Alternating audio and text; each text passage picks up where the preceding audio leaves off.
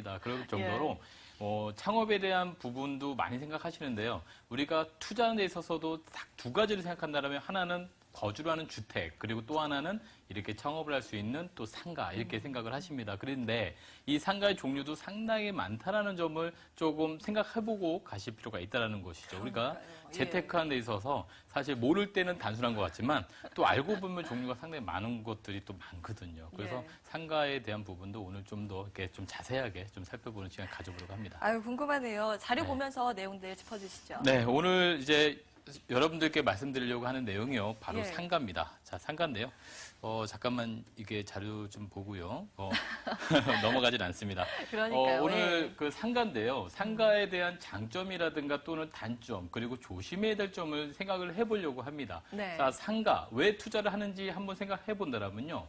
자, 일반적으로 상가 투자하시는 분들은 월세가 나오는 수익형 부동산이다라고 얘기를 하겠죠. 그렇기 때문에 수익형 부동산에서는 무엇을 투자해야 되는지 이 부분에서 많이 생각을 하게 됩니다. 자, 그렇다면 상가는 어떤 식에서 생각을 하게 되느냐라고 했을 때는 이 수익형 부동산에서 좀 더 안정적인 월세가 나오는 부동산을 찾을 때 바로 상가를 한다라고 얘기를 할 수가 있겠습니다. 네.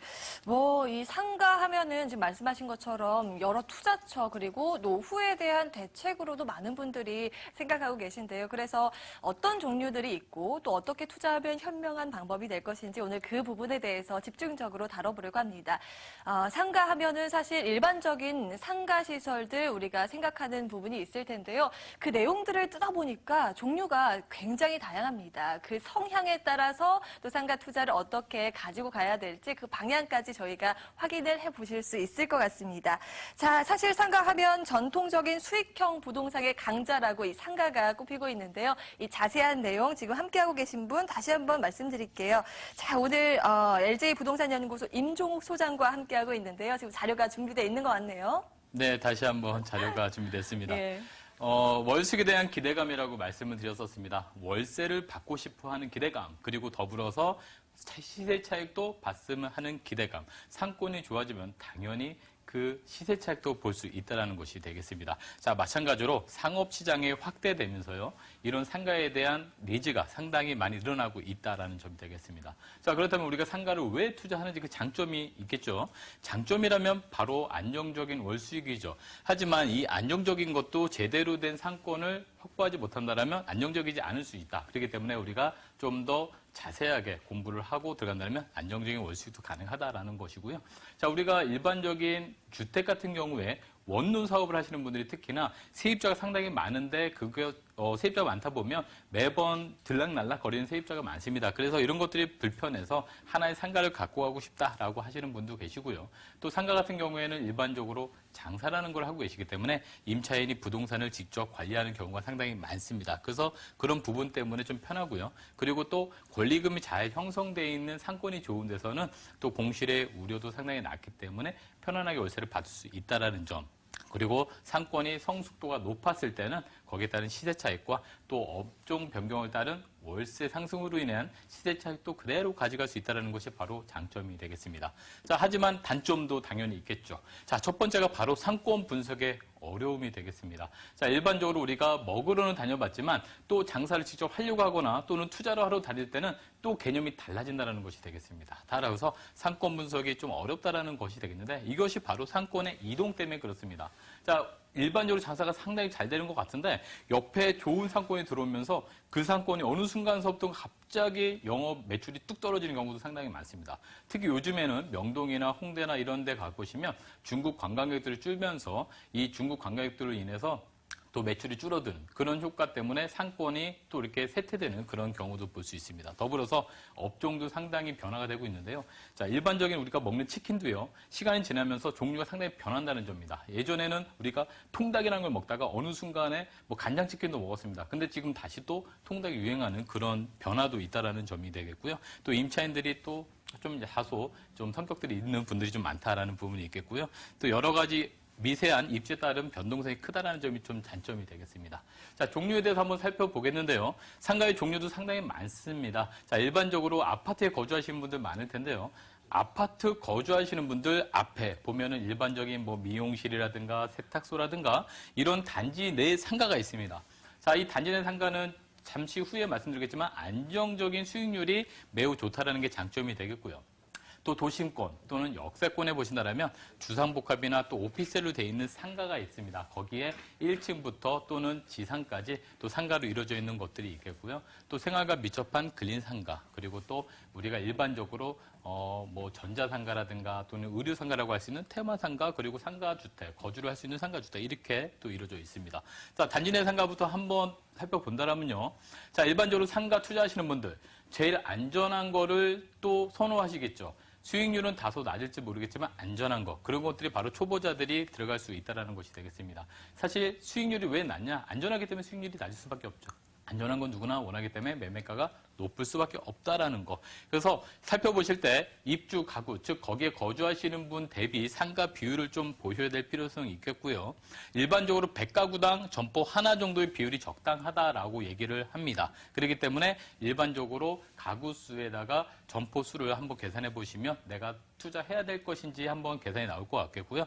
일반적으로 1000세대 이상 되는 대단지에 투자하시는 것이 좋을 것 같고요. 또 더불어서 아파트의 평형이 좀 더 크거나 작을 수 있습니다. 자, 중대형 같은 경우와 중소형일 때 이 소비 패턴이 좀 다른데요. 일반적으로 중대형은 그 주변에서 소비를 많이 합니다. 하지만 중소형은 젊은 층들이 많이 살고 있기 때문에 일반적으로 주말에 마트나 다른 일반적인 좀 더 대형 마트를 선호하는 그런 부분들이 있기 때문에 단지 내 상가도 투자하는 전략이 좀 필요하다라고 보시면 좋을 것 같겠습니다. 자, 주상복합 상가를 한번 말씀드리겠는데요. 자, 주상복합은 보시는 것처럼 주거 공간과 그리고 상업 공간이 동시에 이루어져 있습니다. 자, 일반적으로 역세권의 주상복합 아파트라든가 또는 요즘에 흔한 아파텔 같은 그런 것들도 많이 나오고 있는데요.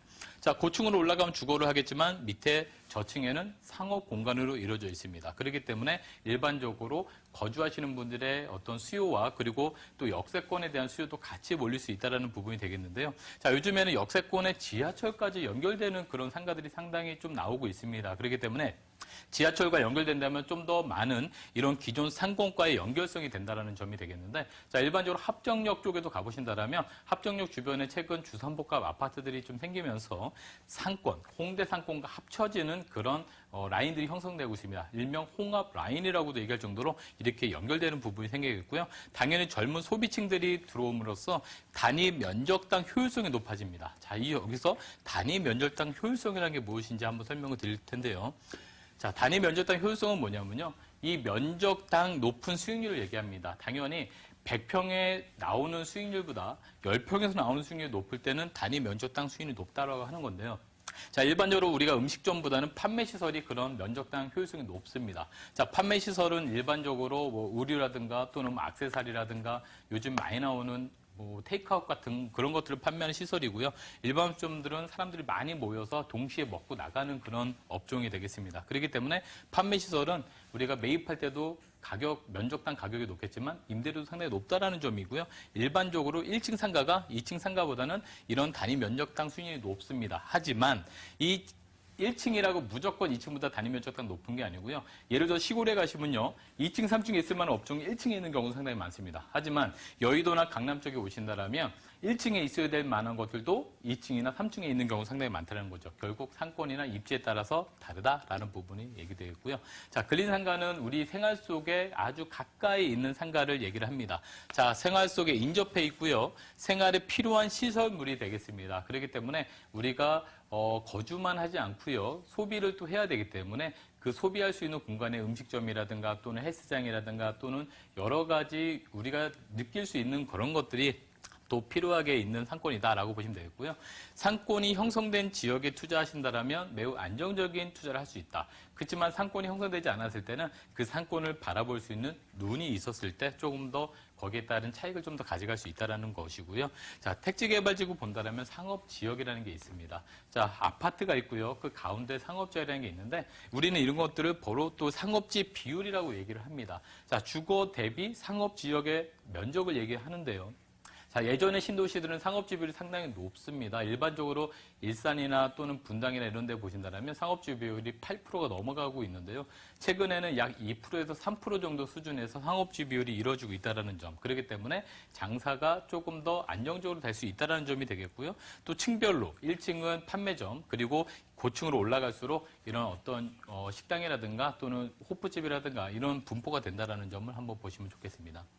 자, 테마상가입니다. 테마상가는 많이들 보시는 것처럼 의류상가라든가 전자상가 또는 공구상가라는 것들이 있는데요. 자, 이런 테마, 한 건물 자체가 의류면 의류, 전자면 전자 또는 공구면 공구 이런 것들이 전체적으로 다 합쳐지는 겁니다. 그렇기 때문에 공구가 필요한 사람은 꼭 거기를 갈 것이고요. 또는 내가 컴퓨터가 필요하다 그러면 컴퓨터를 사기 위해서 갈 겁니다. 그렇기 때문에 일반적으로 홍보가 잘 된다라고 했을 때는 그 건물 자체가 잘 살기 때문에 거기에서 매출이 잘 나오는 상가로 거듭남으로써 월세가 잘 나온다는 것이죠. 하지만 이런 것들이 상권이 쇠락하거나 또는 주변에 또 이런 경쟁업소들이 생겼을 때 상권이 순간적으로 쇠락할 수 있는 가능성이 매우 많습니다. 자, 이렇게 상권이 쇠락한다라면 여기서는 헤어날 수가 좀 없는 그런 상태가 됐는데요. 자, 권리금이 형성됐을 때는 공실의 우려가 상당히 낮습니다. 거기에 따른 프리미엄도 되겠지만 좀 전에 말씀드린 것처럼 상권이 쇠락하게 된다라면 공실이 장기화될 확률이 높습니다. 매매를 해로 내놔도 사는 사람이 없게 되고요. 대출을 받고 싶어도 대출을 받을 수가 없는 그런 상태가 발생하기 때문에 수익도 좋지만 리스크도 상당히 큰 것이 또 테마상가 중에 하나다라고 보시면 되겠습니다. 자, 상가주택인데요. 상가주택은 많이들 원하죠. 거주와 수익을 동시에 가능하기 때문에 많이들 원하십니다. 자, 여기서도 주택 비율이 상가 비율보다 크게 되면 양도소득세가 비과세가 되겠습니다. 주택으로 포함이 되기 때문에 비과세가 되고요. 또 임대소득세도 주거 부분에 있어서는 1가구 1주택일 때는 임대소득세도 비과세. 하지만 상가 비율에 대한 부분들은 임대소득세가 과세된다는 점 하나 보시게 되겠고요. 자, 신도시에 점포 겸용 주택용지가 있습니다. 자, 최근 들어서 이 점포 겸용 용지의 경쟁률이 상당히 치열하고요. 또 프리미엄이 많이 또 붙는 경향이 있는데, 자, 이 지역에서도 프리미엄을 또 정확하게 보고 투자하는 전략이 필요합니다. 많이 경쟁률이 치열하니까 무조건 많이 주고 들어가려고 하는 분도 계시지만 입지에 따라서 이 상가의 프리미엄이 정말 붙을 만한 곳만 붙는다는 거. 근데 모르고 아무데나 막 했다가는 손해날 수도 있다는 점을 예를 말씀드릴 수 있겠고요. 오래된 상가주택도 리모델링이라든가 또는 업종 변경으로 시세 차익을 가져갈 수 있다는 점을 말씀드릴 수 있겠습니다. 자, 이거 이렇게 사진이 보이실 텐데요. 이 사진을 보시면 지금 연예인들이 예전에 보유했었던 건물이 되겠습니다. 지금 말씀드리려고 하는 건 뭐냐면요. 이 같은 건물에서 업종만 변경됐는데 이 업종의 변경됨으로써 여러 가지 혜택이 바뀐다는 것이 되겠습니다. 자, 월세도 상승하게 되겠고요. 또 안정적으로 월세가 나올 수 있다는 점 때문에 이 건물의 가치가 상당히 높아진다는 점이 되겠습니다. 따라서 이렇게 일반적인 건물을 매입하셔가지고 임차 업종만 잘 바꾸신다 하더라도 매매 시세 차익을 가져갈 수 있다는 점이 특징이 되어 있는데 이거 같은 경우에는 실제로 건물 주인이 할 게 아무것도 없습니다. 일반적으로 세입자가 인테리어나 또는 리모델링을 하기 때문에 매도자가 특히 집주인이 건물주인이 할 게 별로 없다는 게 가장 큰 특징이 되겠고요.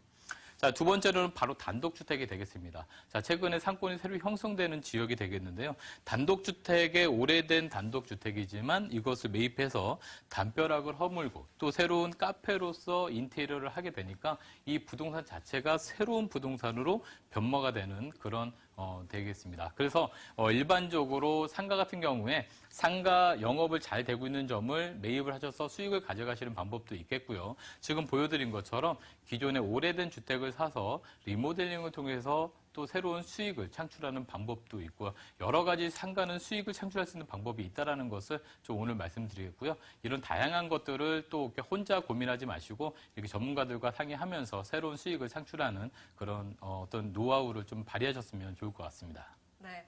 오늘 정말 현실적인 부동산 팁들이 대거 공개됐습니다. 큰 그림의 수익형 부동산 살펴보셨는데요. 이제는 그 부분에서 직접적으로 나에게 맞는 투자 방법을 고려를 해보셔야 될 텐데 그에 대한 건 박종 소장과 함께 이야기 직접 해보실 수 있습니다. 저희 오프라인 세미나 준비되어 있는데요. 지금 화면으로 그 내용 정리해보시죠. 임종욱 소장 무료 세미나 안내입니다. 수익형 부동산 A to G라는 주제로 매주 수요일 오후 2시 공덕역 8번 출구 공덕빌딩 10층에서 열리고요. 선착순 20명이 참여하실 수 있습니다. 02-2077-6354번으로 꼭 사전 예약해 주시기 바랍니다.